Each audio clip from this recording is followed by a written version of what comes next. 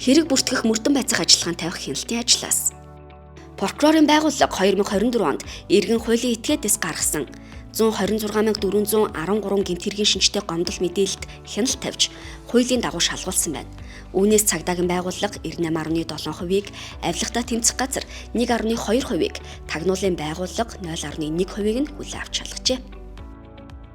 За хэрэг бүртгэлтийн ажиллагаа явуулсан 74,438 эрэгт хяналт тавьсан өмнөх оноос 17.2%-аар, мөрдөн байцаалтын ажиллагаа явуулсан 28,543 эрэгт хяналт тавьсан өмнөх оноос 3.4%-аар өссөн байгаа. За мөрдөн байцаалт явуулсан хэрэгээс 15,969 буюу 56%-нууд ялах дүгнэлт үйлдвэж хүүх шилжүүлсэн. За мөрдөн шалгах ажиллагааны явцад гэмтэрэг үйлдсэн байж болзошгүй нөхцөл байдал тогтоогдсон 520 хүнийг сэжигтнэр баривчилж, ялагдагчаар татагдсан 1268 хүнд цагдаа өрх таслан сэргийлэх арга хэмжээ авсан. За өмнөх онтой харьцуулахад сэжигтнэр баривчилсан 42%-аар, цагдаа өрх таслан сэргийлэх арга хэмжээ авсан хүн 9.2%-аар тус буурсан үзүүлэлттэй байгаа. За 2024 онд гэмтэргийн улмаас 3.7 их найт төгрөгийн хохирол учирч 1.7 их найт төгрөг буюу 46% нь бол мөрдөн шалгах ажиллагааны явцад нөхөн төлөгдсөн байгаа.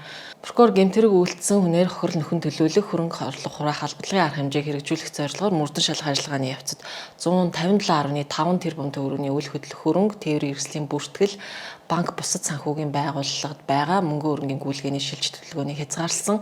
За мөн 304 тэрбум төгрөгийн эд хөрөнгийг битүүмжлэх зөвшөөрлийг мөрдөгчөд олгож хөрөнгө хамгаалах арга хэмжээ бол авсан байгаа.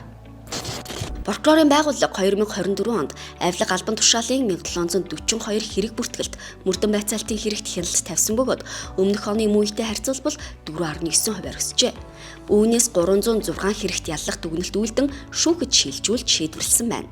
Тодруулбал эрх мэдэл албан тушаалын байдлаа ургуулan ашиглах 197, ахуул авах өгөх 128, үндсэлгүйгээр хөрөнгөжих 8, төсвийн хөрөнгийг зориултын бусаар зарцуулах 3 хэргийг шүүхэд шилжүүлээд байна.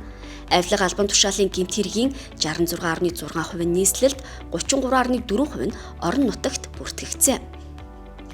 За 2024 оны байдлаар нийслэлийн прокурорын газраас хэрэг бүртгэлд мөрдөн байцаалтын нийт 1135 хэрэгт бол хяналт тавьж ажилласан. За 445 хүн 16 хуулийн этгээдэд холбогдох 165 хэрэгт бол яллах дүгнэлт үйлдэж хэргийг шүүхэд шилжүүлсэн. За тухайн хэрэгүүдийг хэргийн зүйчлэлээр нь авч үзвэл давхарцсан тоогоор нийт эрх мэдэл албан тушаалын байдлаа уруулан ашиглах гэмт хэрэг 103, нийтийн албан тушаалтай ахуул авах, ахуул өгөх гэмт хэрэг 130, төсвийн мөнгийг зориултын бусаар зарцуулах гэмт хэрэг 3, үнэлэхгүй хөрөнгөжих гэмт хэрэг 5 хэрэгт бол тус яллах дүгнэлт үйлдэж хэргийг шүүхэд шилжүүлсэн. Мөн мөрдөн шалгах ажиллагааны явцад хууль бус олсон орлого хөрөнгийг хураах битүүмжлэх чиглэлээр нийт 875 тэрбум төгрөгийн эд хөрөнгийг бол битүүмжлэх, хөрөнгийн шилжилт төлөвлөгөөнийг хязгаарлах арга хэмжээг бол авч хэрэгжүүлсэн.